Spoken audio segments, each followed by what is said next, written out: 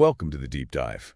Today we're looking at something really personal, a story about learning to read. Yeah, but it's really about so much more, isn't it? It's drawn from this memoir focused around, of all things, a green sofa in Medellin, Colombia. Exactly. It gets into this whole web of family duty, absent fathers, even urban danger. It's pretty intense. It really is. And our mission here, is to figure out why this mother, Angela, was so incredibly determined that her son Harold, who was only 7.5, Right? why he had to learn to read, like right now. She believed, and she said there isn't a skill more powerful than being able to read well. That's a powerful statement. So let's talk about that urgency.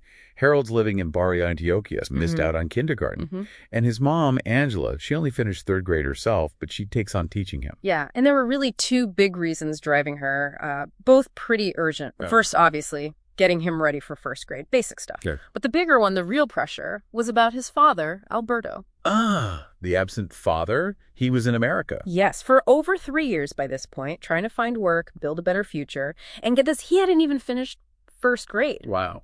Okay. So for Angela, teaching Harold to read well wasn't just schoolwork, it was like proof. Proof to Alberto that she was holding up her end, making sure their kids had a tool, an escape route that they never did. So literacy wasn't just education. It was seen as survival, economic survival. Absolutely, a pathway out. Which brings us to this real conflict in the story. The sofa versus the street. Kind of, yeah. You've got Harold stuck on this green sofa, slowly starting to, develop this love for books. Reluctantly? Probably reluctantly at first. And then you have his younger brother, Byron, 2 years younger. And he's the opposite. Totally described as livelier, always running. He was the leader of this little neighborhood gang. Oh, yeah. Yeah, kids playing Indians and cowboys. Some didn't even have shoes. Clothes were dirty. Makeshift stick horses, the whole thing. And Byron would bring them inside sometimes. He would. For a quick snack, maybe some candy or agua panela, that sweet sugarcane drink. Basic comfort food. So with all that distraction outside, how did Angela keep Harold focused? How did she enforce this reading duty? Well, the sources say she was gentle by nature, but she could be strict when needed. Very strict. Okay. There was this brown leather belt hanging on the kitchen wall. Oh, wow. Yeah. And the boys knew. They knew when her eyebrows lowered, lips tightened. Time to obey.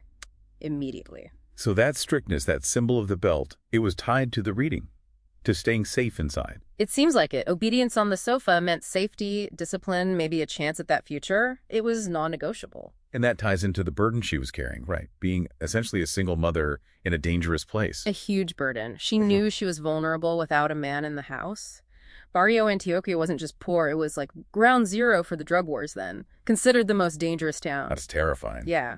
And the sofa, it becomes this focal point for everything. Learning, yes, but also sorrow. It's where Harold would apparently just lay down and cry, praying for his father to come home. Oh, heartbreaking.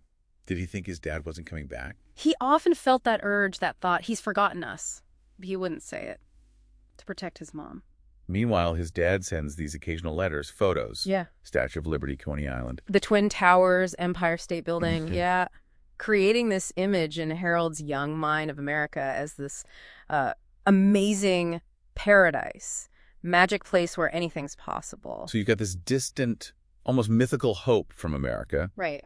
And this immediate, terrifying reality of the barrio pushing Angela towards literacy as, like, a shield. Exactly. And at night, Angela herself is tormented. Fear, anger, wondering if Alberto found someone else. That uncertainty must have been awful. The memoir mentions her praying the rosary, just running the beads through her fingers the way her own mother taught her, trying to find some comfort. So in the end, it all weaves together. Family, sacrifice, fear, safety. All channeled into the simple act of learning to read. Pretty much. Angela's conviction, whispered to Harold, sums it all up. My love, books will change your life. Books will change your life. Powerful.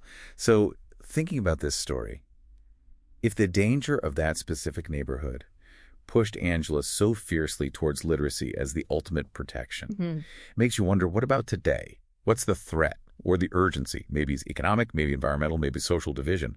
What's driving the strongest educational pushes now? That's a great question. And what kind of legacy will that urgency create for the kids growing up right now? Something for you to think about.